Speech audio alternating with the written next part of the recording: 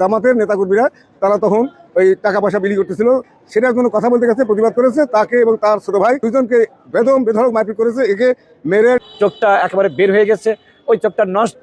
Doctor এখানকার যেটা মতামত দিয়েছে, এখানে তাদের কোনো চিকিৎসাই নাই। আমার ভাইয়ের যেটা দেখলাম 17টা সেলাই মাথায়। মাসুদ রানার মাটা শোকে স্ট্রোক করে কিছুক্ষণ আগে মারা গিয়েছে। আপনারা খুঁজলেন সেটা, যে আজকে এই নির্মমতা কোথায় যাবে? প্রশ্ন তাদের একটাই, তোরা বিএনপি করবে, বিএনপি পক্ষে তোরা ইয়ে করিস কেন? আমরা জামাত থেকে বিএনপি করিস করলি, এই হলো অপরাধ। আমরা যে চক্রটা গোটা বাংলাদেশে রক কাটা চক্র হিসেবে যাদের নাম আমরা জানি, সেই কাজটা আবারও তারা শুরু করেছে শুধুমাত্র ক্ষমতার লোভে। ক্ষমতায় যাবে, ক্ষমতার একটা লিপসা তাদের এমনই ভাবে ধরেছে, তারা প্রকাশ্যে টাকা পয়সা দিয়ে বেড়াচ্ছে। এর বিরুদ্ধে প্রশাসন নির্বিকার কোনো কথা বলে না। দিনের পর দিন যে অবস্থাটা সৃষ্টি করেছে, অরাজকতার সৃষ্টি করবার চেষ্টা করতেছে, ভোটে এর প্রভাব পড়তেছে।